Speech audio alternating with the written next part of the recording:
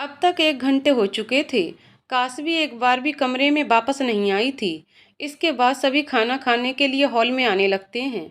Radhika ji kitchen में पूरियां तल रही थीं और सानवी सलाद काट रही थी। ठीक उसी समय सानवी किचन में आती है और एक बोतल लेकर पानी पीने लगती है। सानवी, क्या बात है, आज पूरियां?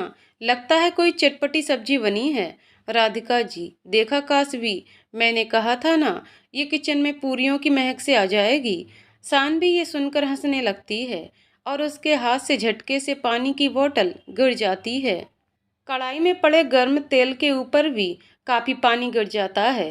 तेल तेजी से उछलते हुए बाहर आने लगता है। राधिका जी वहीं गैस के पास खड़ी सानवी को वहां से दूर करती हैं, पर तेल के छींटे अब बहुत तेजी से बाहर आ रहे थे। राधिका जी भी तेल के छींटे से डरकर पहले तो कुछ कदम पीछे हो जाती हैं, फिर आगे बढ़कर गैस बंद करने की कोशिश करती हैं। औरतों की चीख से रुद्रांश और सौरभ जी भी किचन की ओर बढ़ते हैं, पर जब तक गैस बंद हो चुका था, लेकिन कढ़ाई अब भी गर्म थी। रुद्रांश, पापा आप आगे मत जाइए, मैं करता हूँ। रुद्रांश किचन में आकर अपने दोनों हाथों से सानवी और राधिका जी को किचन से बाहर करता है। उसके पीछे कासवी भी किचन से बाहर आती है। सानवी जोर जोर से रोने लगती है। सॉरी माँ, सॉरी भाभी, मेरी वजह से ये सब हुआ, आई एम सॉरी। सानवी आगे बढ़ कासवी को गले लगाकर रोने लगती है। रुद्रांश को समझ नहीं आता कि आखिर सानवी कासवी को गले लगाए क्यों रो रही थी। राधिका जी भी आगे बढ़ कासवी के पास जाती हैं और फिर उसका हाथ अपने हाथों में लेकर भावुक हो जाती है। तुम आगे क्यों आई बेटा? अब सबकी नज़र कासवी के हाथों पर पड़ती है, जिस पे जगह जगह जलने के निशान थे। सौरभ जी, सानवी जल्दी से अॉइंटमेंट लाओ बेटा। सानवी भागते हुए फर्स्ट एड बॉक्स लाती है। कासवी की आंखों में भी आंसू थे। उसका हाथ बहुत जल रहा था।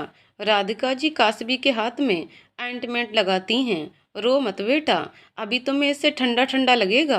कासवी, आप भी तो रो रही हैं माँ। राधिका जी, हाँ तो क्या करूँ, तुम आगे क्यों आई? कासवी, आपका हाथ जल जाता तो? सौरभ जी, अब ये तो बताइए ये सब कैसे हुआ?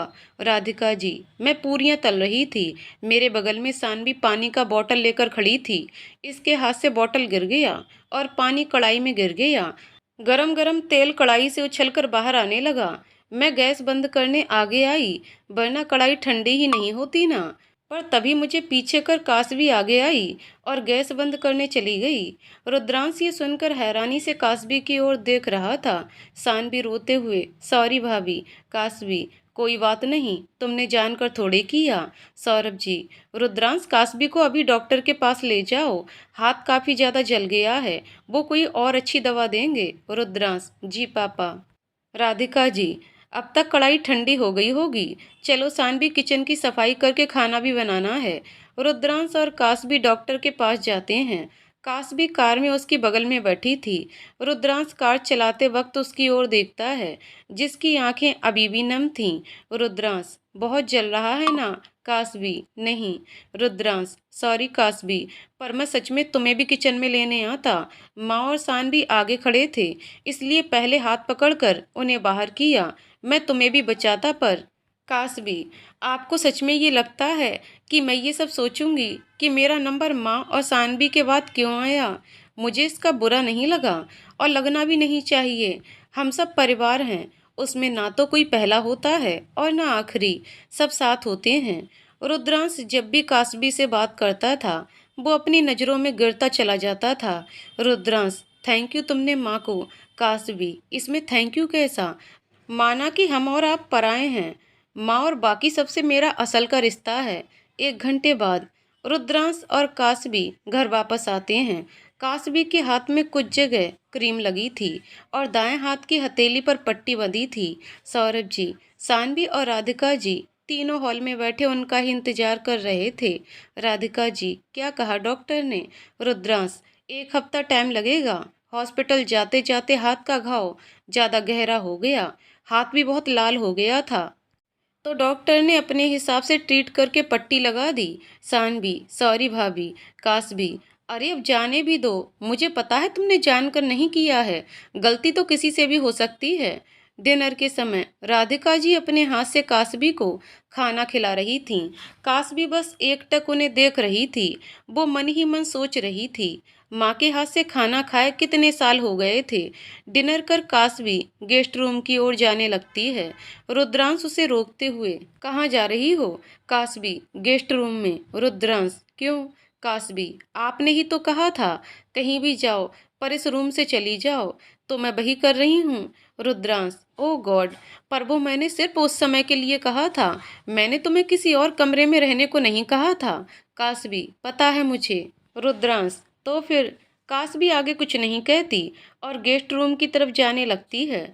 रुद्रांश उसे रोकने के लिए भागकर उसके आगे आकर खड़ा हो जाता है। कासबी, मेरा रास्ता छोड़िए, मुझे जाना है। रुद्रांश, चुपचाप कमरे में चलो, हाथ में लगी है तुम्हारे, तुम्हें मेरी जरूरत पड़ सकती है। ये सुन कासबी ने गहरी सांस ली और उसकी आंखों में देखते हुए कहा, मुझे आपकी कोई जरूरत नहीं है। ये सुन रुद्रांश अपनी भौहें उठाए कुछ देर कासबी को देखता है, फिर आगे बड़ों से गोद में उठा लेता है। कासबी घबराते हुए, ये क्या कर रहे हैं आप? मुझे नीचे उतारिए। रुद्रांश कासबी को गोद में लिए अपने कमरे की ओर बढ़ जाता है और उसे बेड पर लिटा देता है। कासबी बेड पर बैठती है। रुद्रांश कमरे का दरवाजा बंद करने जाता है, फिर बेड पर आकर लेट जाता है। कासबी गुस्से से उसकी ओर देख रही थी। ये क्या हरकत है? रुद्रांश, सो जाओ, बहुत रात हो चुकी है। कासबी, आप खुद को समझते क्या हैं? रुद्रांश ने मुस्कुराते हुए उसकी ओर देखा और कहा, रुद्रांश द्विवेदी। कासबी चिढ़ते हुए दूसरी ओर करवट लेकर बेड पर लेट जाती है। अगली सुबह कासबी अपने बाएं हाथ से दवाई निकालने की कोशिश कर रही थी, लेकिन उससे हो नहीं रहा था। फिर थक हार कर वो कमरे से बाहर जाने लगती है, पर एक आवाज उसे रोक देती है। कासबी पीछे मुड़ती है। रुद्रांश अपने बाल सेट कर रहा था। रुद्रांश दवाई निकालकर कासबी को देते हुए कहता है, तुम मुझसे भी कह सकती हो, हर बात के लिए मेरी बहन के पास जाना जरूरी नहीं है। दरअसल सुबह कासवी को सूट पहनने में दिक्कत हो रही थी, इसलिए वो सानवी के पास गई थी। रुद्रांश, कुछ काम मैं भी कर सकता हूँ। Kasvi, thanks. Rudransh, it's all right. Rudransh इसके बाद अपने काम से घर के बाहर चला जाता है। कासवी का हाथ जल गया था और दाएं हाथ में पट्टी भी बंधी थी, इसलिए वो आज कॉलेज नहीं जाती। शाम का समय रुद्रांश जब शाम में घर वापस आता है, तब उसे हॉल में दो अनजान चेहरे दिखते हैं और उनके बगल में बैठी कासवी। रुद्रांश को घर में आता देख दोनों खड़ी हो जाती हैं और एक एक करके उससे हाथ मिलाती हैं। कासवी रुद्रांश को उनका परिचय देती है, ये मेरी कॉलेज फ्रेंड्स हैं, परी और सोनम। रुद्रांश, ओ अच्छा, बैठिए आप लोग। परी, जी आप भी बैठिए। रुद्रांश, हाँ। कासबी, और वो दोनों कहाँ हैं? परी, यार कबीर को अचानक एक जरूरी काम आ गया, वरना जरूर आता वो। कासबी, ओ कोई बात नहीं। कासबी, और करण? सोनम, वो तो बस आता ही होगा। तीनों आपस में बातें कर रही थीं। रुद्रांश, मैं अपने कमरे में चलता हूँ। परी, अरे बैठिए ना। सोनम, वैसे यार तुम्हारा घर बहुत अच्छा है और तुम्हारी ननद भी बहुत प्यारी है। कासबी, माँ और पापा जी भी बहुत अच्छे हैं। इस पर रुद्रांश मुंह बनाते हुए कासबी की ओर देखता है। कासबी, माँ तो रुकना चाह रही थी तुम लोगों से मिलने के लिए, लेकिन उन्हें पड़ोस में किसी फंक्शन में जाना था और सानवी के भी एग्जाम चल रहे हैं ना, इसलिए वो भी जल्दी कमरे में चली गई। रुद्रांश, माँ घर में नहीं है? कासबी रुद्रांश की तरफ देखते हुए, नहीं। परी कासबी की तरफ नोटबुक करते हुए कहती है, ये आज के नोट्स हैं। सोनम, पर हम अब भी यही कहेंगे कि तुम हमें अपनी कॉपी दे दो, जितने दिन तुम छुट्टी लोगी उतने दिन का हम मिलकर लिख देंगे। कासबी, मैं लिख लूँगी, तुम दोनों चिंता मत करो, मेरी वजह से तुम दोनों परेशान क्यों हो रही हो? तुम लोगों को अभी असाइनमेंट भी तो पूरा करना है। परी, अरे पर तुम। रुद्रांश, मैं लिख दूंगा। तीनों साथ में उसकी ओर देखती हैं। कासबी हैरानी से, आप लिखेंगे? रुद्रांश, हाँ, इधर बीच में थोड़ा फ्री हूँ तो मैं तुम्हारा असाइनमेंट और नोट्स दोनों कंप्लीट कर दूंगा। कासबी, पर मैं कर लूंगी। रुद्रांश, मैंने कहा ना मैं कर दूंगा। परी, वाओ कासबी, जीजू तुमसे कितना प्यार करते हैं। ये सुन कासबी और रुद्रांश एक नज़र एक दूसरे को देखते हैं। कासबी हंसते हुए, तुम ना बहुत बातें करती हो, कुछ खाओ भी। परी हंसते हुए। हाँ। थोड़ी देर बाद दस्तक होती है करण की, जो कि स्वभाव से खुशमिजाज और एक अच्छा लड़का है। वो पहले रुद्रांश से हाथ मिलाता है और फिर एक एक कर अपने तीनों दोस्तों को गले लगाता है। करण, यार कासू, ये तुम्हें कैसे लग गया? रुद्रांश हैरानी से आंखें बड़ी बड़ी कर करण की ओर देखता है। कासवी, अब क्या बताऊं यार? करण, अभी भी दर्द है? कासवी, नहीं अभी तो नहीं है। करण, तुम ऐसे में असाइनमेंट कैसे बनाओगी? तुम मुझे अपना फाइल दे दो, मैं कंप्लीट कर दूंगा। मैंने मेरा असाइनमेंट काफ़ी पहले ही बना लिया था। रुद्रांश, नहीं वो मैं कंप्लीट कर दूंगा। करण, रुद्रांश, आप इतने बड़े वकील हो, आपको तो हजारों काम होंगे। आप चिंता मत करिए, मैं कासू के नोट्स और असाइनमेंट दोनों पूरे कर दूंगा। कासवी की तरफ देखते हुए, ठीक है ना? कासवी, हाँ ये ठीक रहेगा। तुम्हारा काम तो पहले से कंप्लीट है ना, तुम ही बना दो। करण मुस्कुराते हुए, ये हुई ना बात। सोनम, हमने क्या बिगाड़ा है? हमारी भी थोड़ी मदद कर दो यार। करण, हाँ बिल्कुल, क्यों नहीं। परी, करण यार, कबीर ठीक कहता है, तुम हम सबकी जान हो। करण मुस्कुराते हुए, थैंक यू थैंक यू। कुछ देर बाद कासवी के दोस्त वापस चले जाते हैं। रुद्रांश के मन में कब से एक सवाल ज्वालामुखी की तरह खौल रहा था, जो बस बाहर आने को तैयार था। रुद्रांश, क्या हो जाता अगर मैं तुम्हारा काम कर देता तो? कासवी, कुछ नहीं होता। हाँ, करण के पूरा करने से मुझे मार्क्स जरूर अच्छे मिलेंगे। रुद्रांश, एक्सक्यूज मी, तुम उसे मुझसे ज़्यादा इंटेलिजेंट कह रही हो। कासवी, मैंने ऐसा तो नहीं कहा, बस आपके सब्जेक्ट दूसरे थे ना। वो और मैं एक ही चीज़ पढ़ रहे हैं, तो जाहिर सी बात है वो ज़्यादा अच्छा असाइनमेंट बना देगा। रुद्रांश, असाइनमेंट बनाना कोई बड़ी बात नहीं है। कासवी, ठीक है, बहुत छोटी सी बात है, तो आप इन छोटी बातों में अपना वक्त मत खराब करिए। रुद्रांश खा जाने वाली नज़रों से कासवी को देख रहा था। कासवी, आप बेफिजूल की बातों पर क्यों भड़क रहे हैं? उल्टा आपको तो खुश होना चाहिए ना कि आपका काम कम हो गया। Rudransh, listen miss Kasu. कासवी, हाँ। रुद्रांश, आई मीन कासवी, आइंदा से मुझे अपने दोस्तों के सामने कम आंकने की सोचना भी मत। कासवी गहरी सांस लेते हुए मन में सोचती है, ये नॉर्मल नहीं पगलेट है, इसमें कम ज्यादा वाली बात क्या है भला। राधिका जी पड़ोस से वापस आती हैं और सभी के लिए खाना बनाती हैं। कासवी, सॉरी माँ, मेरे होते हुए आपको इतना काम करना पड़ रहा है। राधिका जी, अरे बेटा, पहले भी तो मैं ही करती थी ना, और वैसे भी ये बस आज आज की बात है, कल से विनीता काम वाली आंटी जी आ जाएगी तो मेरा काम आधे से भी कम हो जाएगा। वो रोटी भी बना देगी और सब्जी भी काट देगी। कासवी, अच्छा, तो फिर सब्जी भी वही बनाएंगी? राधिका जी, नहीं, वो तो मैं ही बनाऊंगी, क्योंकि तुम्हारे पापा जब मेरे हाथ का खाना खाते हैं ना, तो उनके चेहरे पर एक सुकून भरी मुस्कान रहती है। इसलिए मैं उनके लाख जिद करने के बाद भी मैंने ये काम दूसरे के हवाले नहीं किया। कासवी, अच्छा, इसलिए भी आप हमेशा एक सब्जी अलग से पापा के लिए बनाती हैं? राधिका जी मुस्कुराते हुए, हाँ, कभी कभी सानवी भी खाना बनाती है, लेकिन तब भी तुम्हारे पापा मेरे ही हाथ का स्वाद ढूंढते हैं। कासवी एकटक मुस्कुराते हुए राधिका जी को देख रही थी और मन ही मन सोच रही थी, इतने प्यारे लोग भी होते हैं क्या डाइनिंग टेबल पर। सौरभ जी, क्यों भाई? सभी उनकी तरफ देखते हैं। रुद्रांश दाएं बाएं देखते हुए, आप मुझसे कह रहे हैं क्या? सौरभ जी, हाँ, तुम्हारी पत्नी के हाथ में लगी है, लेकिन तुम हो कि अपने में ही मगन हो। जब से उसे चोट लगी है, कभी उसे राधिका जी खाना खिलाती है, तो कभी सानवी बिटिया। रुद्रांश अब भी नासमझी से अपने पापा को देख रहा था। सौरभ जी, ऐसे टुकुर टुकुर क्या देख रहे हो? तुम्हारी भी कुछ जिम्मेदारी है या नहीं? रुद्रांश अब उनकी बात को समझ जाता है, पर कहता कुछ नहीं है। फिर वो अपनी पलकें नीची कर लेता है। सौरभ जी, अपनी पत्नी को अपने हाथ से खिला दोगे तो क्या हो जाएगा? सारा सेवा पत्नी ही करेगी क्या तुम्हारी? सानवी, आप ठीक कह रहे हैं पापा, ये भाभी का बिल्कुल ध्यान नहीं रखते।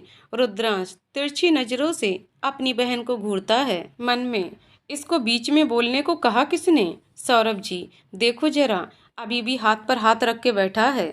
रुद्रांश कासवी की ओर देखता है, जो नीचे सर करके उसके बगल में बैठी थी। वो भी समझ नहीं पा रही थी कि क्या कहे। रुद्रांश, तो पहले मैं खाऊं या इसे खिलाऊं? सौरभ जी, अरे भाग्यवान, क्या है ये? राधिका जी हंसते हुए, अरे ठीक है, शर्मीला है थोड़ा। बेटा तुम अपना और कासबी का खाना एक प्लेट में ले लो, खुद भी खाओ और उसे भी खिलाओ। शान भी अपने भाई को देखकर धीरे से बुदबुदाती है, और वैसे भी झूठा खाने से प्यार बढ़ता है।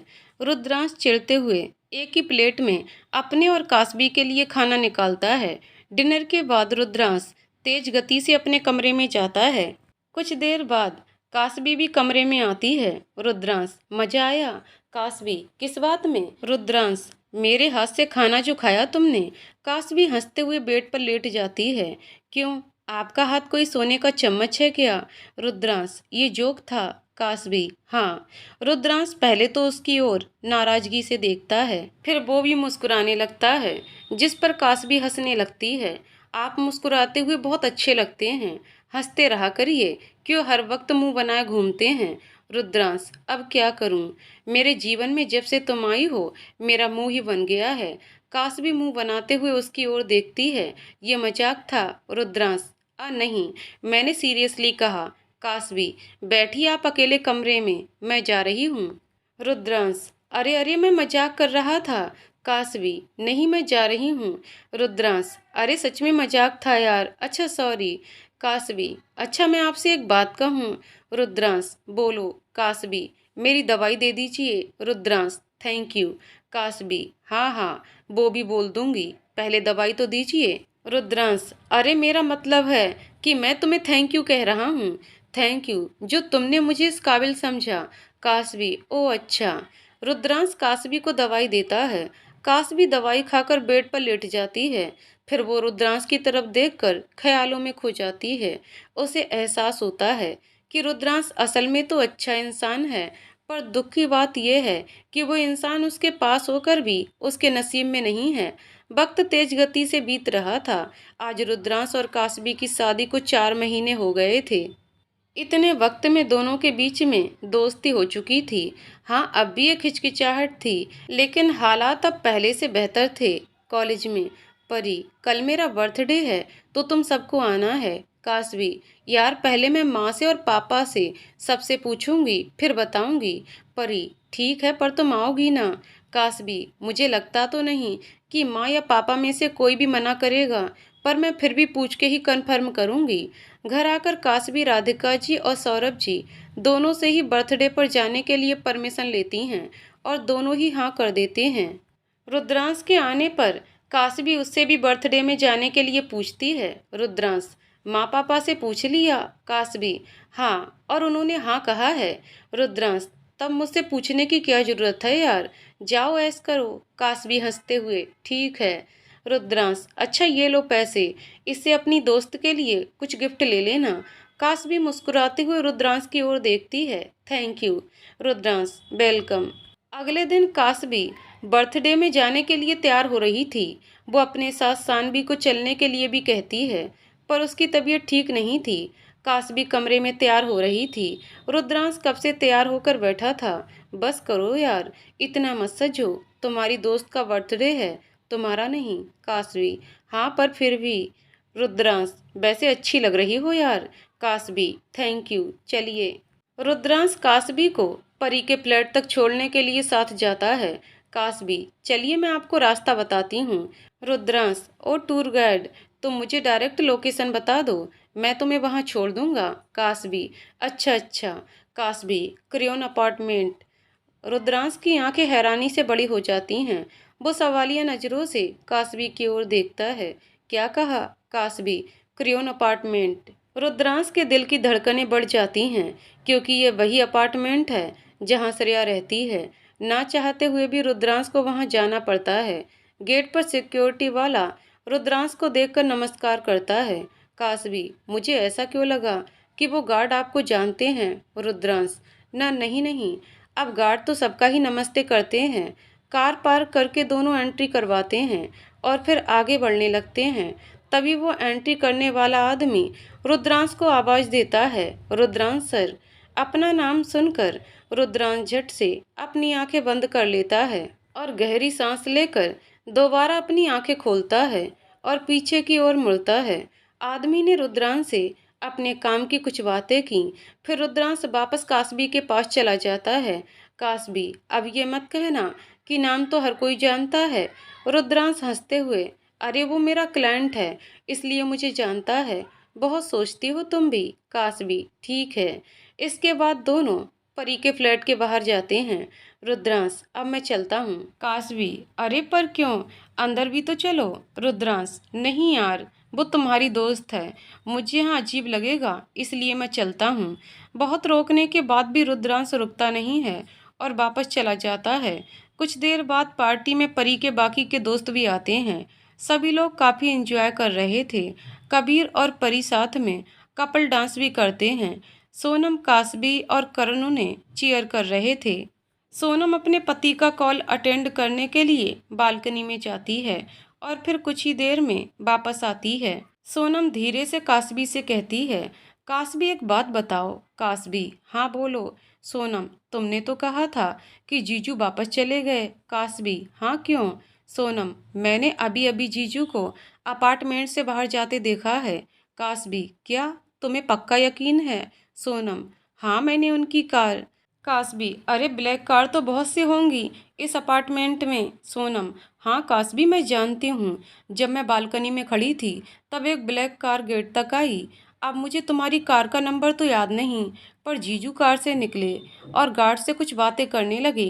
कासबी, पर मुझे छोड़कर तो चले गए थे वो यहाँ फिर से। सोनम, तभी तो मैंने तुमसे पूछा। कासबी, हो सकता है उन्हें कुछ काम आ गया होगा।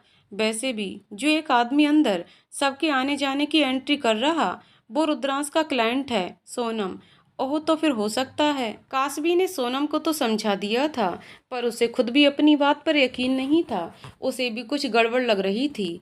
परी, चलो अब डिनर करते हैं। सोनम, हाँ। सब साथ बैठकर डिनर कर रहे थे। करण, यार डिनर के बाद हम कुछ खेलते हैं। कासबी, सॉरी बट मैं डिनर के बाद घर चली जाऊंगी, मुझे काफ़ी लेट हो रहा है। करण, अरे कहाँ यार, कहाँ लेट हो रहा है। कासबी, नहीं करण, सच में लेट हो रहा है। परी, करण उसकी शादी हो चुकी है, अब उसकी कुछ जिम्मेदारियां भी हैं। कासबी, थैंक यू परी।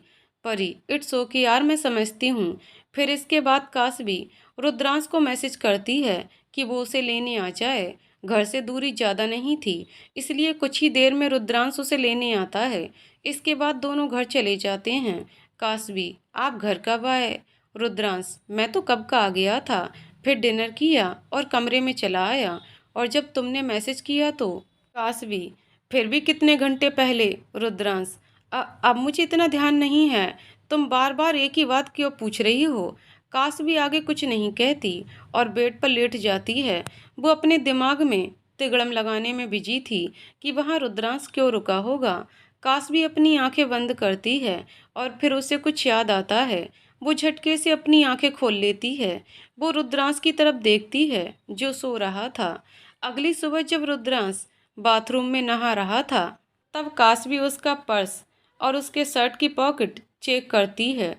उसके हाथ वही चाबी लगती है जो उस दिन रुद्रांश ने गिरा दी थी। चाबी पर छोटे छोटे अक्षरों में क्रेयोन अपार्टमेंट लिखा हुआ था।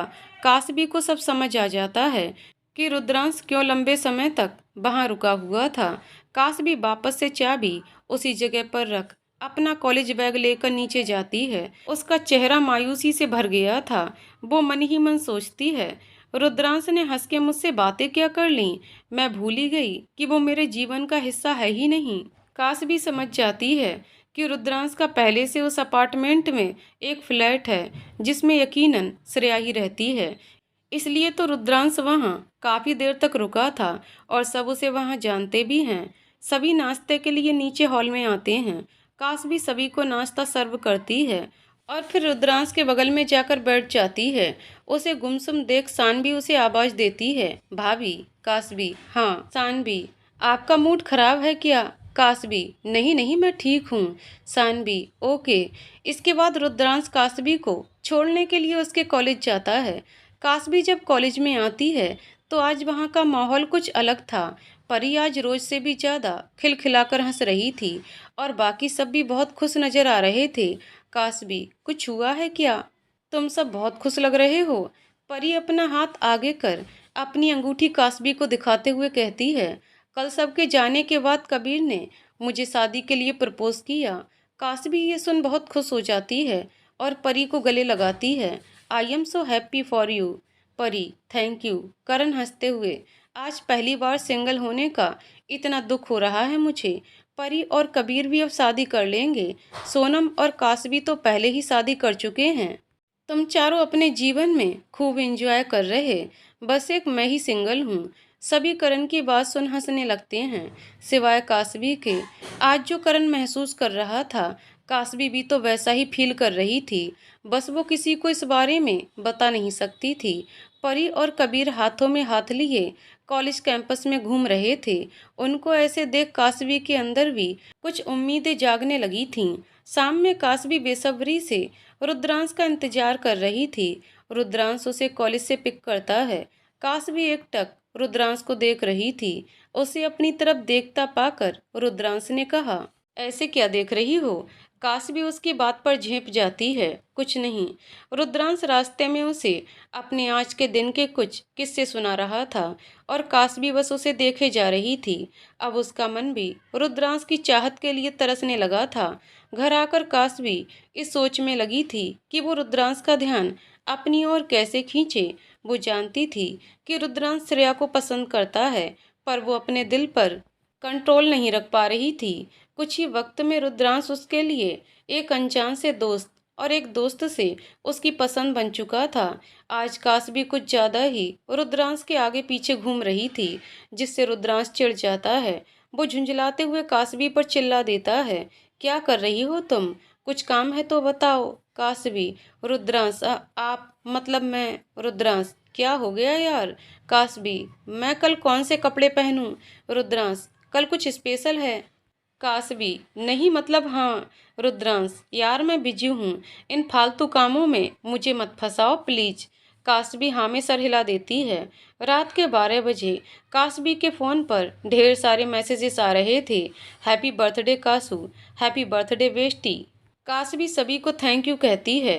फिर वो अपने दाएं तरफ देखती है। उसका पति, जिससे वो सबसे पहले बर्थडे विश की उम्मीद कर रही थी, वो गहरी नींद में सोया हुआ था। अगली सुबह कासबी नहा धोकर अपने माँ की तस्वीर के आगे हाथ जोड़ती है। वो उन्हें याद कर थोड़ी भावुक हो जाती है।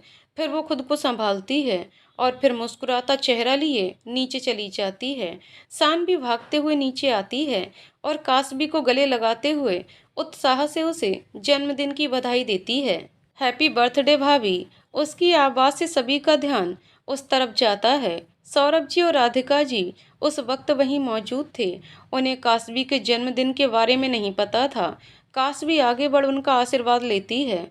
फिर वो दोनों भी उसे शुभकामनाएं देते हैं। राधिका जी, तुम्हें पता था सानवी? सानवी, हाँ बहुत पहले भाभी ने बताया था। राधिका जी, तो तुमने मुझे क्यों नहीं बताया? सानवी, मुझे लगा आपको पता होगा।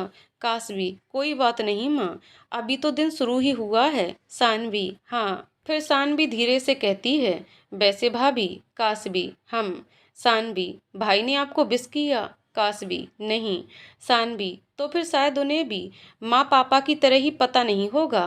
कासवी, जैसे तुम्हें एक बार बताया था, वैसे उन्हें भी एक दिन बताया था, बस उन्होंने तुम्हारी तरह याद नहीं रखा। सानवी, ओह, तो फिर मैं याद दिला देती हूँ। कासवी, नहीं प्लीज, तुम्हें मेरी कसम है, तुम उनसे कुछ मत कहना। सानवी, अरे पर। कासवी, प्लीज। थोड़ी देर बाद रुद्रांश नाश्ता करने नीचे आता है। उसके माँ पापा उससे कासवी के जन्मदिन के विषय में कोई सवाल नहीं करते।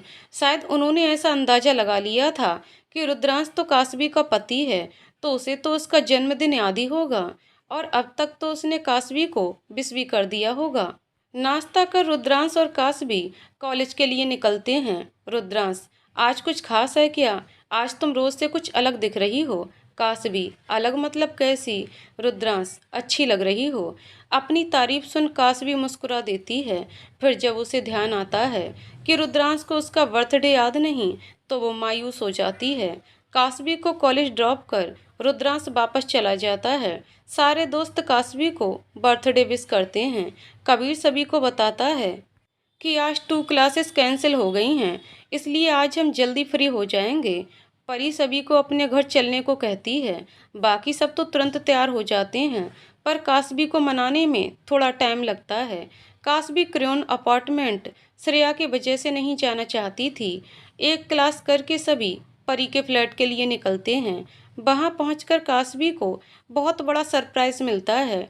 दरअसल उसके दोस्तों ने उसके लिए बर्थडे पार्टी की तैयारी की थी, क्योंकि कासबी ने कभी अपने बर्थडे पर आज तक पार्टी नहीं की थी। ये उसका पहला और बेहतरीन बर्थडे सरप्राइज था। कासबी हमेशा से ही इमोशनल स्वभाव की रही है, इसलिए उसे जल्दी ही रोना आ जाता था और आज भी वो खुद को रोने से रोक नहीं पाई।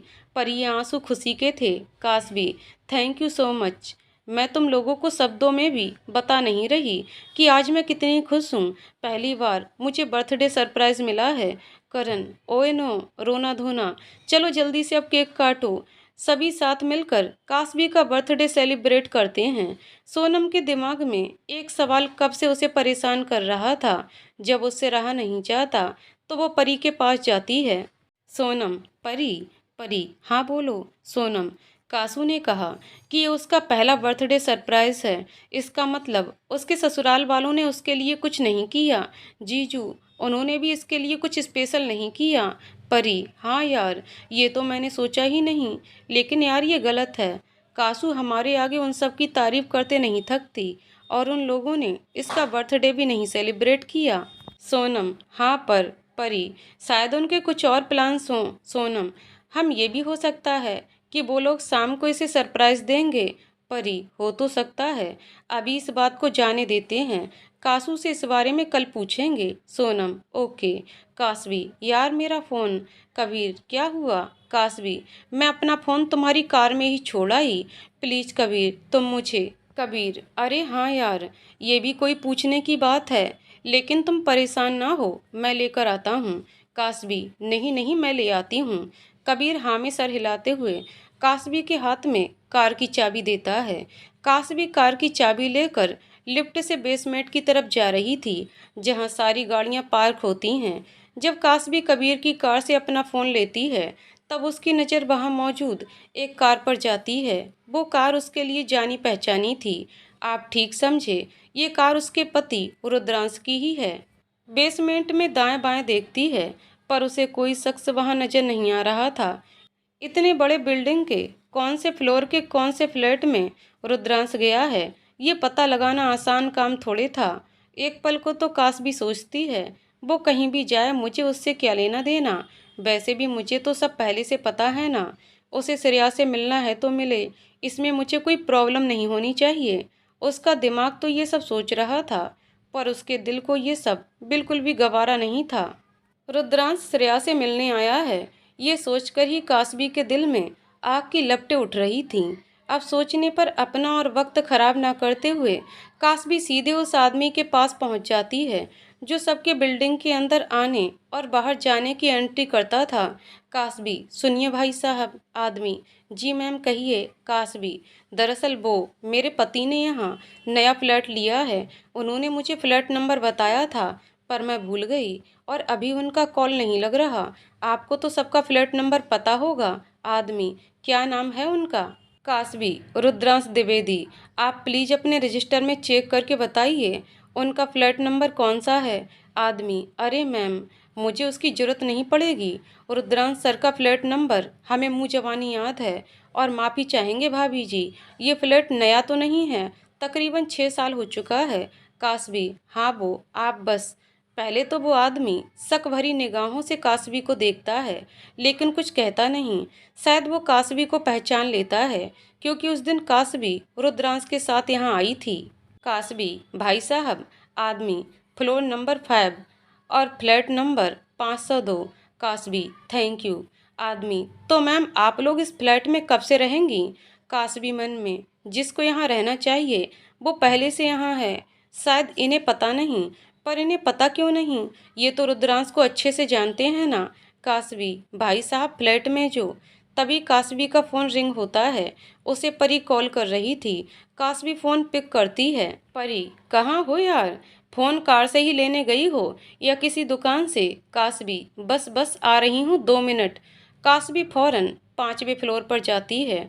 कुछ ही कदम वो आगे बढ़ती है। उसके सामने अब वो फ्लैट था जिसके अंदर कासबी जाना चाहती थी और नहीं भी। उसके दिल से आवाज़ आ रही थी, रुकी क्या हो कासबी, अंदर जाओ और देखो कि आखिर कौन है वो। श्रेया, ऐसा क्या खास है उसमें? आखिर ऐसी क्या बात है उसमें जो रुद्रांश उसका दीवाना है? ऐसा क्या जादू है श्रेया में जो रुद्रांश तुम्हारा होकर भी तुम्हारा नहीं है? फ्लैट का दरवाजा अंदर से बंद था। दरवाजा खटखटाने या घंटी बजाने की हिम्मत अभी भी कासबी जुटा नहीं पा रही थी। अगले ही पल फ्लैट के अंदर से एक लड़की के खिलखिलाकर हंसने की आवाज़ें आ रही थीं। I love you so much मेरी जान, love you too Rudra. Shreya, will you marry me? एक छोटे से मौन के बाद श्रेया रुद्रांश के गले लग उसे हाँ कहती है। उनकी आवाज़ बाहर तक आ रही थी। कासबी अपनी जगह पर ही जम गई। उसकी आंखों में अब तक जो खुशी के आंसू थे वो दुख और तकलीफ के बन चुके थे। आज अपने जन्मदिन के मौके पर उसे रुद्रांश से क्या खास तोहफा मिला था? अपने टूटे दिल के टुकड़ों को समेटे वो अपने दोस्तों के पास जाती है। कासबी को इस वक्त किसी के सहारे की बहुत जरूरत थी। उसकी इस कदर भीगी पलकें देख उसके दोस्त अपनी जगह पर हैरानी से खड़े हो जाते हैं। सभी कासबी को सहारा देने आगे आते हैं। कासबी के कानों में बार बार एक ही आवाज़ गूंज रही थी, Shreya, will you marry me? Kabir, Kasvi क्या हुआ? सोनम, बेसमेंट में कुछ हुआ क्या? करण, तुम घबराई हुई सी लग रही हो। बेसमेंट में भूत जैसा कुछ तो नहीं देख लिया? परी, ये तुम क्या बकवास कर रहे हो? करण, बेसमेंट में अक्सर बच्चे ऐसा मजाक करते हैं, इसलिए मैंने पूछा। परी, क्या हुआ कासू? दूसरी तरफ सानवी, माँ, लगभग सारा डेकोरेशन हो गया, बस भाभी के आने की देर है। राधिका जी, वो सब तो ठीक है, पर रुद्रांश कहाँ है? कॉल ही नहीं अटेंड कर रहा। दूसरी तरफ राधिका जी और सानवी सारी सजावट करके बैठे थे। सानवी, हाँ माँ, पता नहीं भाई कहाँ हैं। राधिका जी, वो देखो तुम्हारे पापा भी आ गए। सौरभ जी, क्या हुआ, बात हुई क्या रुद्र से? राधिका जी, नहीं ना। सौरभ जी, चिंता मत करिए, घर आता होगा। रुद्रांश कासबी को लेने के लिए कॉलेज जाता है, पर वहां जाकर उसे पता चलता है कि आज की क्लास सबकी कैंसिल हो चुकी हैं। कासबी अकेली अपने घर के लिए निकलती है। जब वो घर में आती है तब वहां हुई सजावट देखकर वो हैरान रह जाती है। राधिका जी और सौरभ जी उसे जन्मदिन की बधाई दे रहे थे। सानवी केक लेकर किचन से बाहर आती है। राधिका जी कासबी के दाएं बाएं देख रही थी। कासबी, रुद्रांश कहाँ है? वो तुम्हारे साथ नहीं आया क्या? कासबी, नहीं माँ। सानवी, न जाने भाई सुबह से कहाँ गायब हैं। राधिका जी, कहीं किसी मुसीबत में? कासबी, वो ठीक हैं। सौरभ जी, तुम्हारी बात हुई क्या बिटिया? कासबी, नहीं पापा, मेरा मतलब था कि वो ठीक ही होंगे। तभी रुद्रांश हैरान परेशान सा घर में दाखिल होता है। रुद्रांश, आज कुछ है क्या? सानवी हंसते हुए, क्या भाई, आप भी ना। अच्छा ये बताइए, आप कहाँ बिजी थे? हम सब कब से आपसे कॉन्ट्रैक्ट करने की कोशिश कर रहे थे।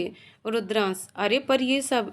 बोलते हुए रुद्रांश का ध्यान केक पर जाता है जिस पर लिखा हुआ था, हैप्पी बर्थडे कासबी। रुद्रांश हैरान रह जाता है।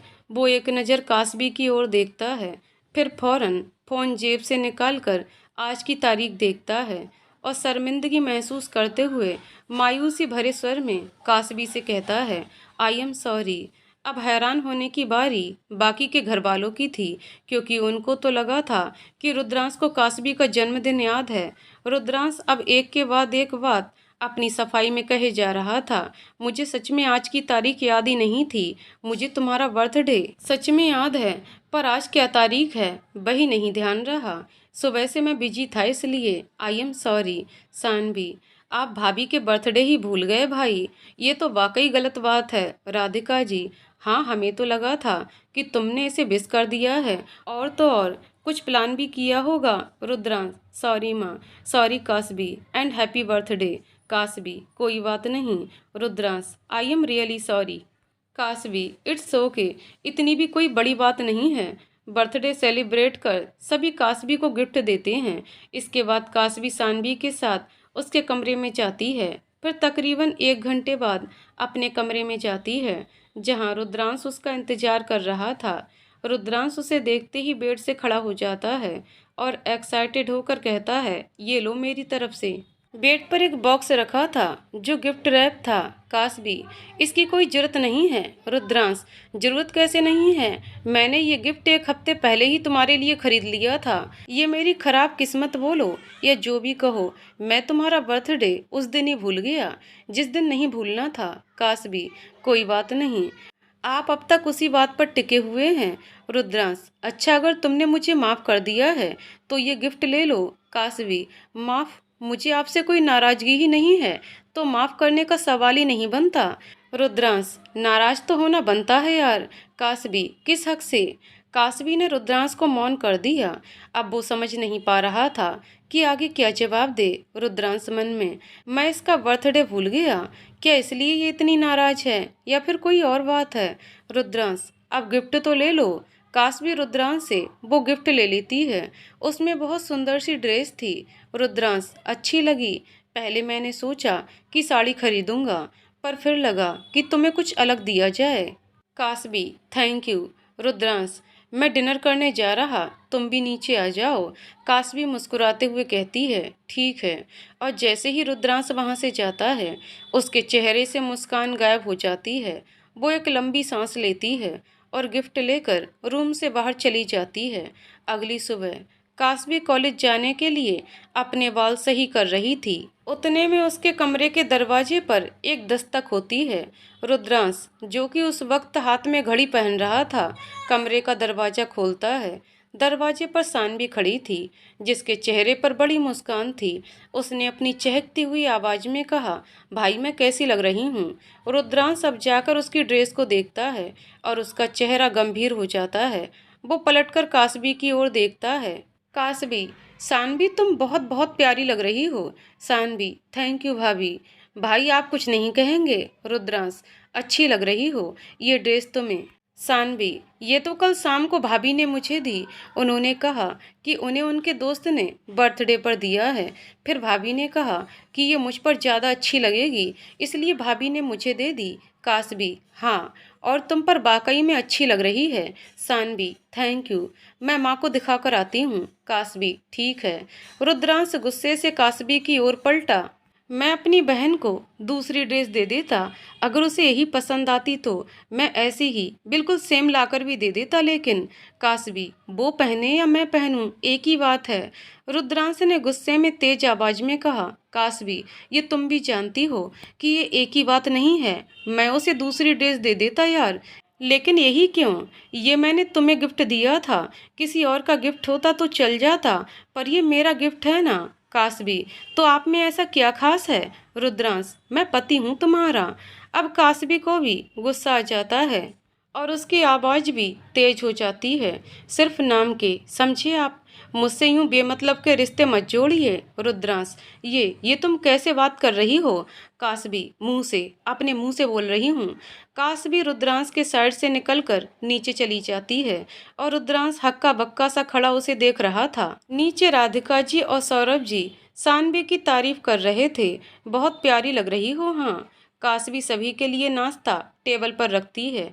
राधिका जी, रुद्रांश कहाँ है? कासवी, कासवी, माँ वो कमरे में ही होंगे, बस आते ही होंगे। राधिका जी, जाओ बुला लाओ। कासवी, जी। कासवी ना चाहते हुए भी अपना मन मारकर रुद्रांश को कमरे में बुलाने जाती है। रुद्रांश मुंह फुलाए बेड पर लेटा अपना फोन चला रहा था। कासवी, आपको माँ बुला रही है, चलिए नीचे। रुद्रांश एक बार गुस्से से उसकी तरफ देखता है, फिर अपना फ़ोन बेड पर पटक कर नीचे चला जाता है। कासवी उसका फ़ोन लेकर नीचे आती है और रुद्रांश जहाँ बैठा था वहीं आगे टेबल पर फ़ोन रख देती है। वो मुस्कुराते हुए कहती है, आप अपना फ़ोन भूल गए थे। रुद्रांश कुछ नहीं कहता और नाश्ता करने लगता है। फिर कासवी को छोड़ने कॉलेज जाता है। सानवी का कॉलेज दूसरे साइड पड़ता था, इसलिए वो हमेशा अपनी दोस्त के साथ कॉलेज जाती थी, जो उसके घर के पास ही में रहती थी। कार में भी रुद्रांश गुस्से में बैठा था। कासवी ने भी उससे कुछ नहीं कहा। कॉलेज पहुंचकर जब कासवी कार से उतरती है, तब उसके दोस्त कॉलेज के गेट पर ही खड़े थे और उसका इंतजार कर रहे थे। उन्हें देखकर रुद्रांश भी कार से बाहर आता है। पर उसे देखते ही कास्वी के दोस्तों के चेहरे का भाव कुछ ही सेकंड में बदल जाता है, जिसे रुद्रांश तुरंत समझ लेता है। बस नॉर्मल एक्ट करते हुए वो भी आगे आता है। रुद्रांश, हेलो। सभी उसे हेलो कहते हैं, पर हमेशा की तरह उनके जवाब में भी कोई खनक नहीं थी। उन्होंने बेमन से उसे जवाब दिया था, जिस पर कास्वी अपने दोस्तों को कहती है, चलो हम चलते हैं, क्लास का टाइम हो गया है। सभी अंदर कॉलेज में चले जाते हैं। रुद्रांश को समझ आ गया था कि बात अब उतनी सी नहीं है, अब तो पक्का बहुत कुछ ज़्यादा हुआ है। रुद्रांश की आज कोर्ट में हियरिंग थी, जिस वजह से वो आज काफ़ी बिजी था, लेकिन उसका दिन उतना बेहतर भी नहीं रहा, क्योंकि उसका मूड पहले से ही खराब था, जिस वजह से सारा दिन ही उसका आफत भरा रहा। दोपहर में वो उखड़े मूड के साथ कास्वी के कॉलेज जाने के लिए अपनी कार निकालता है, पर तभी उसे कास्वी का मैसेज आता है, मैं अपने फ्रेंड के साथ घर चली जाऊंगी, आपको परेशान होने की जरूरत नहीं है। रुद्रांश गुस्से में अपनी मुट्ठियां भींच लेता है और तेजी से अपनी कार अपने घर की तरफ मोड़ लेता है। कास्वी कमरे में अपने कपड़े बदल रही थी। दरवाजा अंदर से बंद था। रुद्रांश घर आते ही जोर जोर से कमरे का दरवाजा खटखटाता है। कास्वी, हाँ 1 मिनट। लेकिन आज रुद्रांश का गुस्सा शांत होने का नाम नहीं ले रहा था। उसने दोबारा तेजी से दरवाजा खटखटाया। कास्वी, आ रही हूँ। कास्वी मन में, ये कौन आ गया, माँ तो नहीं हो सकती। वो दरवाजा खोलती है तो तेजी से रुद्रांश कमरे में दाखिल होता है, जिससे कास्वी झटके से कुछ कदम पीछे हो जाती है। कास्वी, आपका दिमाग खराब है क्या? ऐसी कौन सी आफत आ गई है जो आप 2 मिनट रुक नहीं पा रहे? रुद्रांश कमरे का दरवाजा अंदर से बंद करता है। क्या किया है तुमने? सच सच बताओ। कास्वी, मैंने क्या किया? रुद्रांश, तुमने क्या कहा है अपने दोस्तों से? सब उगल दिया ना, तभी तो वो सब मुझे ऐसे घूर रहे थे जैसे मैंने कोई गुनाह किया है। कास्वी, मुझे आपकी बात का कोई जवाब नहीं देना। कहते हुए कास्वी कमरे से बाहर जाने के लिए आगे बढ़ती है तो रुद्रांश मजबूती से उसका हाथ पकड़ लेता है। कास्वी, आ मेरा हाथ। रुद्रांश, जलन हो रही है ना? कास्वी, दर्द हो रहा है। रुद्रांश, कहाँ, हाथ में या दिल में? कास्वी आंखें बड़ी कर रुद्रांश की ओर देखती है। रुद्रांश उसकी ओर कुछ कदम बढ़ाते हुए कहता है, मैं श्रेया को वक्त देता हूँ, इस बात से तुम्हें जलन होती है ना? कास्वी, ऐसा कुछ नहीं है। रुद्रांश, तुम्हारे दिल में दर्द होता है क्योंकि मैं उसकी फिक्र करता हूँ। कास्वी, नहीं। रुद्रांश, जब तुमसे बर्दाश्त नहीं हुआ कि मैं उससे प्यार करता हूँ, तुमसे नहीं, तो तुमने जाकर ये बात अपने दोस्तों को बता दी। शर्म आनी चाहिए तुम्हें, ये हमारे बीच की बात थी ना? कास्वी, मैंने उन्हें, रुद्रांश, बताया क्योंकि तुम एक सेल्फिश लड़की हो। तुम्हारे लिए मैंने क्या क्या नहीं किया। तुमने जब भी मुझसे जो मांगा मैंने तुम्हें दिया, लेकिन एक प्यार नहीं दे सका और ये तुमसे बर्दाश्त नहीं हुआ। कास्वी को रुद्रांश की बातें चुभ रही थीं, उसकी आंखों में आंसू थे, लेकिन रुद्रांश आज बिना किसी गिल्ट के उसे सुनाए जा रहा था। रुद्रांश, मैंने सोचा था मैं तुमसे दोस्ती का रिश्ता रख लूँगा, लेकिन तुम उसके लायक भी नहीं हो। कास्वी से अब ये सब सहा नहीं जा रहा था। उसने रुद्रांश का हाथ झटक दिया। बस, बहुत बकवास सुन ली आपकी। मैंने अपने दोस्तों के आपको और श्रेया के बारे में कुछ भी नहीं बताया है। हाँ, वो लोग आपसे नाराज जरूर थे क्योंकि आपने मेरे लिए बर्थडे पर कुछ प्लान नहीं किया था। कास्वी कल के बारे में सोचती है। फ्लैशबैक। परी, क्या हुआ कासू? कास्वी अपने आंसू पोंछते हुए कहती है, वो लिफ्ट रुक गई तो मैं थोड़ा घबरा गई थी बस, और कोई बात नहीं है। करण, ओ, हम सब तो डर गए थे। वैसे ऐसी सिचुएशन में इमरजेंसी बटन दबा देना चाहिए। कास्वी, हाँ। Flashback and. कास्वी अपनी सोच से बाहर आती है। अब रुद्रांश अपनी सोच में गुम था। कास्वी, मैंने उन्हें कुछ नहीं बताया है। रुद्रांश, तो फिर? कास्वी, वो सब मुझसे बहुत प्यार करते हैं, उन्हें बहुत परवाह है मेरी। आपने मेरे लिए कुछ नहीं किया तो उन्हें ये अच्छा नहीं लगा, क्योंकि मैं हर वक्त उनके आगे आपकी झूठी तारीफें करती हूँ, लेकिन आपने तो सारा पोल ही खोल दिया। रुद्रांश, मुझे लगा कि। कास्वी, आप कुछ भी करें, मुझे कोई फ़र्क नहीं पड़ता। आप श्रेया का ख्याल रखें या उसके साथ रहें, मेरा उससे कोई लेना देना नहीं है। मुझे कोई फ़र्क नहीं पड़ता। आप उसे शादी के लिए पूछें या वो आपको हाँ कर। बोलते बोलते काशवी रुक जाती है। रुद्रांश, क्या कहा तुमने? काशवी रूम से बाहर जाने के लिए आगे बढ़ती है तो रुद्रांश उसके आगे आकर खड़ा हो जाता है। काशवी, बस बहुत हुआ, अब आप सामने से हट जाइए। रुद्रांश, और ना हटूं तो? काशवी, तो फिर मैं भूल जाऊंगी कि आपसे मेरा नाम का भी एक रिश्ता है। काशवी कमरे का दरवाजा खोल गेस्ट रूम में चली जाती है। काशवी गेस्ट रूम में लेटी हुई थी। उसे खुद पर बहुत गुस्सा आ रहा था कि आखिर क्यों वो एक ऐसे इंसान को चाहने लगी है जो उसकी रद्दी भर भी फिक्र नहीं करता। वो क्यों अपनी भावनाओं पर काबू नहीं रख पा रही है। आशिकी में हर आशिक हो जाता है मजबूर। इसमें दिल का, मेरे दिल का, इसमें दिल का क्या कसूर। कुछ घंटे बाद काशवी किचन की ओर अपने लिए खाना लेने जाती है, क्योंकि दोपहर के टाइम सब अक्सर अलग ही खाना खाते थे, क्योंकि सब अपने कामों में बिजी रहते थे। तब राधिका जी हाथ में पानी का गिलास और दवाई लेकर सीढ़ियों से ऊपर आ रही थीं। काशवी, माँ ये किसके लिए? राधिका जी, रुद्रांश को तेज बुखार हो गया है। काशवी, कब, मतलब कैसे? राधिका जी, जब मैं कमरे में गई तो देखा उसका सर तप रहा था, पर तुम कहाँ थीं? काशवी, माँ मैं वो। राधिका जी, तुमसे मुझे कोई शिकायत नहीं है बेटा, पर रुद्रांश का ख्याल तो तुम्हें खुद से रखना चाहिए। शायद ये सब मेरे कहने को भी बातें नहीं है ना, ये तो तुम्हारी जिम्मेदारी है। काशवी, सॉरी माँ, लाइए मैं उन्हें दे दूंगी। राधिका जी, ठीक है ये लो, मैं उसके लिए काढ़ा बनाकर लाती हूँ, उसके गले में दर्द है। काशवी, मैं काढ़ा भी बना दूंगी। राधिका जी, नहीं मैं बनाती हूँ, तुम उसे दवाई दे दो। काशवी, ठीक है। काशवी अपने कमरे में जाती है जहाँ रुद्रांश बेड पर आंखें बंद करके लेटा था। काशवी उसका माथा छूकर देखती है। काशवी मन में, अभी तो मुझसे लड़ रहे थे, अचानक से इतनी तेज बुखार कैसे हो गया? रुद्रांश काशवी के माथा छूते ही अपनी आंखें खोल देता है। काशवी, ये दवाई। रुद्रांश बेड पर बैठते हुए उसके हाथ से दवाई लेता है और फिर वापस बेड पर लेट जाता है। उसके माथे पर सिकन देखकर काशवी कहती है, सिर में दर्द है क्या? रुद्रांश, हाँ। काशवी रुद्रांश के बगल में बैठ जाती है और उसके सर पर बाम लगाने लगती है। रुद्रांश उसका हाथ पकड़ते हुए कहता है, इसकी जरूरत नहीं है काशवी, मैं कर रही हूँ ना। Rudransh, I am sorry Kashvi, मैं ना चाहते हुए भी हर बार तुम्हें ठेस पहुँचाता हूँ। मुझे मेरा गुस्सा पसंद नहीं है।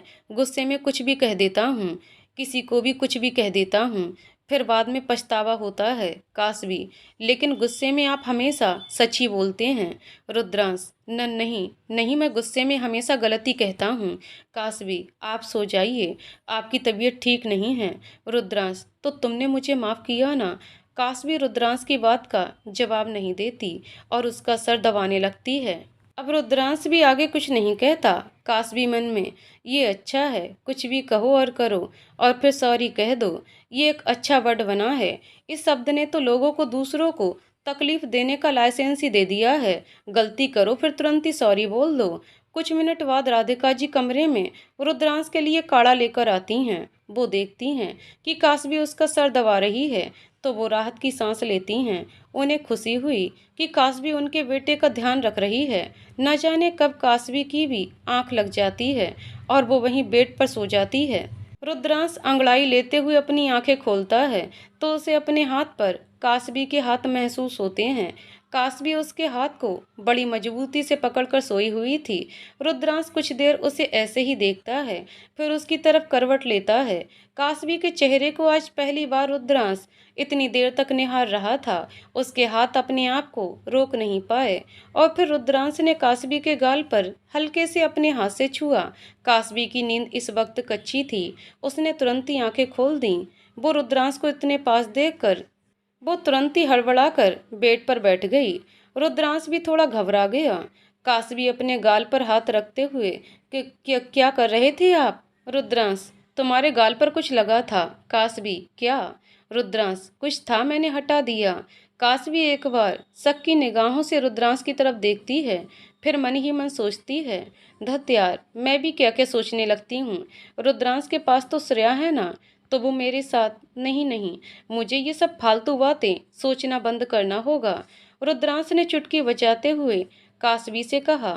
क्या कोई बीमारी है क्या तुम्हें बैठे बैठे सोने की? कासवी, नहीं नहीं। अब आपकी तबीयत कैसी है? रुद्रांश, पहले से बेहतर महसूस हो रहा है। कासवी, मैं आपके लिए चाय बनाकर लाती हूँ, आप आराम करिए। कासवी बेड से उठती है, तब रुद्रांश उसे रोकने के लिए उसका हाथ पकड़ लेता है। रुको, मैं भी चलता हूँ ना। कासवी, हम। रुद्रांश भी बेड से उठता है और कासवी से कहता है, चलो। कासवी अब भी वहीं खड़ी अपने उस हाथ को देख रही थी जिसे थोड़ी देर पहले रुद्रांश ने थामा था। रुद्रांश, अरे वो सोने वाली लड़की। कासवी मुस्कुराते हुए, हाँ। रुद्रांश, गोल्ड वाला सोना नहीं, स्लीपिंग ब्यूटी बोल रहा हूँ।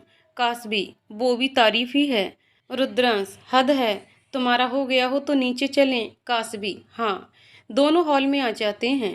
सानवी पहले ही किचन में सबके लिए चाय बना रही थी। सौरभ जी, अब कैसा लग रहा बेटा? रुद्रांश, पहले से अच्छा लग रहा पापा। राधिका जी, वो तो होना ही था। कासवी इतना ध्यान जो रखती है तुम्हारा। रुद्रांश, हाँ।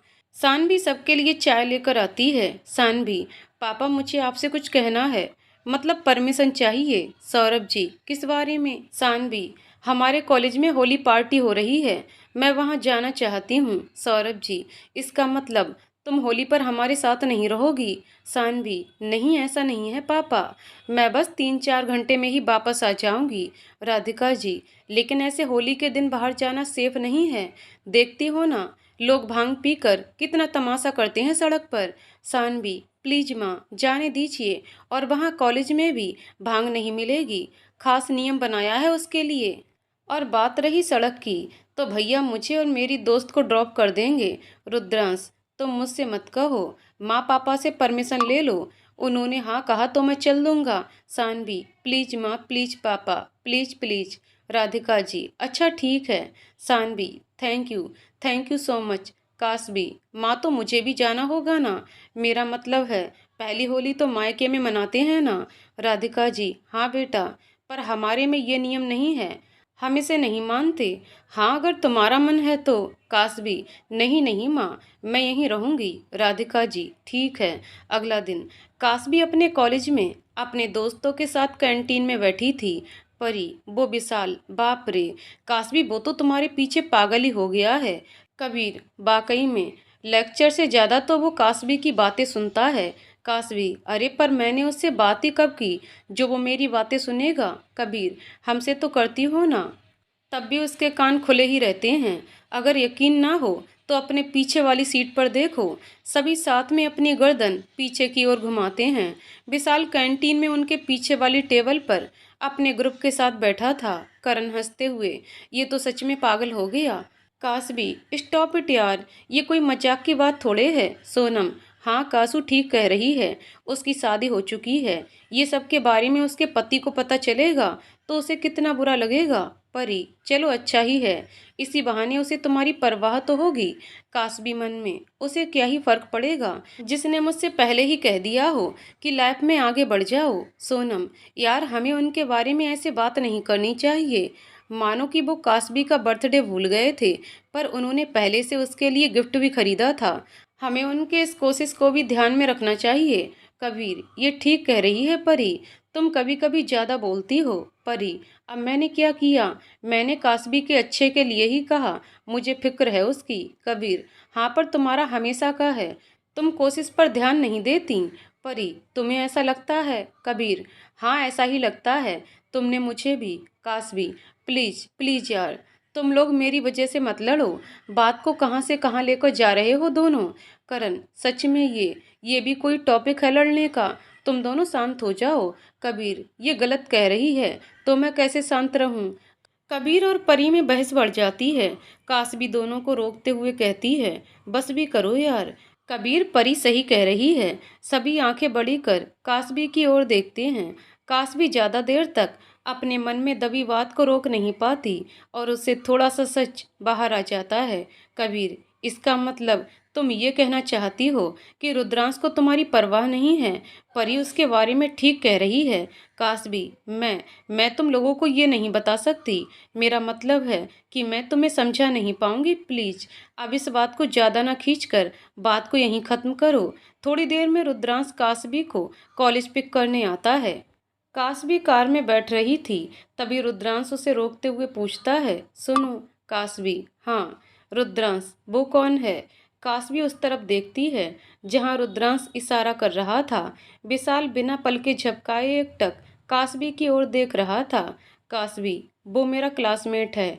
रुद्रांश, शायद उसे तुमसे कुछ काम है। कासवी, नहीं। रुद्रांश, तो फिर वो इधर क्यों देख रहा? कासवी, मुझे नहीं पता। रुद्रांश, कोई बात है क्या? कासवी, नहीं, ऐसा कुछ भी नहीं है। प्लीज अब घर चलिए। रुद्रांश, ठीक है। अगले कुछ दिन तक होली के उपलक्ष्य में कासवी का कॉलेज बंद था। कासवी, सानवी, राधिका जी और विनीता, घर का काम करने वाली, मिलकर होली के लिए नाश्ता बना रही थीं। गर्मा गर्म गुजिया की सुगंध पूरे घर में फैल चुकी थी, जिसकी खुशबू से अच्छे अच्छों का जी ललचा जाए। त्योहार के कामों के बीच सबसे ज्यादा उत्साहित थी सानवी। कल की पार्टी में वो क्या करेगी, कैसे एंजॉय करेगी, सोच सोच कर उसने अपने दिमाग को भी थका दिया था। कमरे में, कासवी, आप होली पर कहाँ जाते हैं? मतलब अपने दोस्तों के यहाँ या फिर? रुद्रांश तिरछी नजरों से उसकी ओर देखते हुए कहता है, मुझे होली नहीं पसंद। कासवी, क्यों?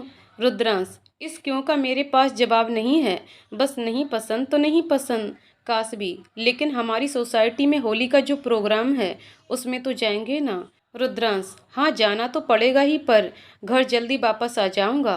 कासवी, ठीक है। रुद्रांश, तुम्हें होली पसंद है? कासवी, हाँ भी और ना भी। हमेशा से अकेली पड़ जाती थी, कोई होली खेलने वाला नहीं था। इस बार सोसाइटी में सबके बीच जाऊंगी तो कुछ नया अनुभव मिलेगा। रुद्रांश, तो चलो ये भी अच्छी बात है। कासवी, हम।